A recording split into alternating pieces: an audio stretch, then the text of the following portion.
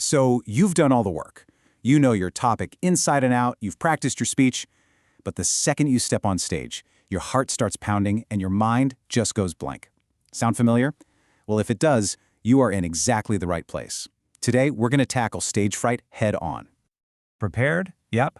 Practiced? For sure. Still absolutely, completely terrified? It's such a frustrating feeling, isn't it? To know your material backwards and forwards, but still have that dread just creeping in. And believe me, this trips up everyone, even the most seasoned speakers out there. If that sounds like you, the very first thing I want you to know is that you are so not alone. This kind of anxiety is incredibly common. So let's dive in and figure out what's really going on behind the curtain. All right, first things first. We've got to understand why this fear sticks around, even when we feel totally prepared. I know it seems like it makes no sense, but there's actually a very good reason for it. Okay, so here's the deal. All your preparation, that happens in a safe, controlled space. But the stage, well, the stage is a whole different animal. It introduces all these new real-time triggers, a sea of faces staring back at you. You can feel the pressure of expectations, and that little voice in your head whispering, "What if I mess this up?" All that's happening is your body is just reacting to this totally new, high-stakes situation. And this feeling, it actually has a name: public speaking anxiety. And the most important thing to get here is that it is a normal response. It is not a sign that you're unprepared, and it's definitely not a sign of weakness. It's just your brain doing its job, reacting to stress. And you know what? Once we accept that it's normal, we can actually start to work with it instead of against it. Which is exactly what we're going to do right now.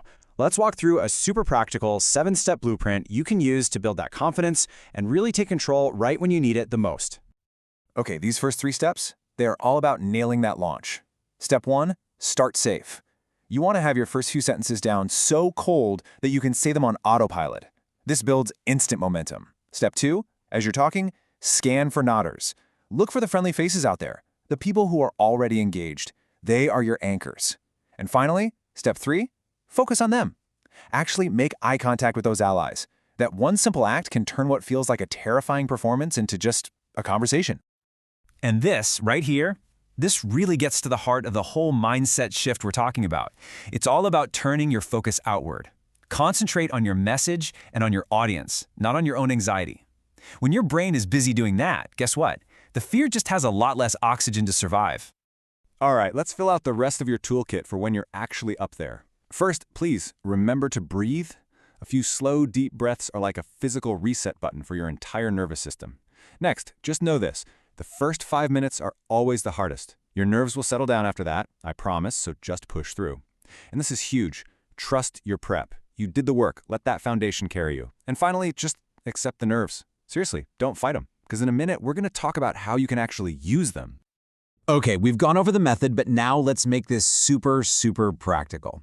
Here is a dead simple pre-speech checklist you can use every single time. Think of this as your personal countdown to launch. A few hours before you're on, rehearse those first few opening lines until they feel completely automatic. Then, right before you walk out, just stop. Stand tall. Take 3 to 5 really slow, deep breaths. And the moment you hit that stage, it's go time. Deliver that opening you know so well and immediately start looking for your friendly nodders. Okay, let's talk about the big one, the one everyone dreads, your mind going completely blank. If it happens, do not panic. Just pause, take a breath, take a sip of water. I promise you, what feels like an absolute eternity of sheer panic to you, to the audience, it just looks like you're taking a thoughtful moment to collect your thoughts. Seriously, 99% of the time they don't even notice. So, up to this point, we've been talking all about managing fear, taming it. But what if we could do more than that? What if we could actually transform it? In this last section, let's dive into how to turn that fear into pure fuel. Just look at the difference here. On one hand, you have fighting fear. That's a totally internal battle, right? Your focus is on yourself, your goal is some impossible standard of perfection, and your nerves feel like the enemy. But what if we just flip that whole script?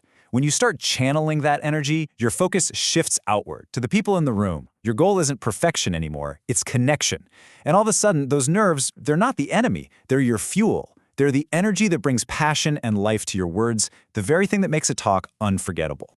So I want to leave you with this final question to think about. What if that nervous energy, the very thing you've been fighting this whole time, could actually be the key to making you a more dynamic, more engaging, and more passionate speaker? What if your nerves, when you learn how to channel them, are actually your single greatest asset?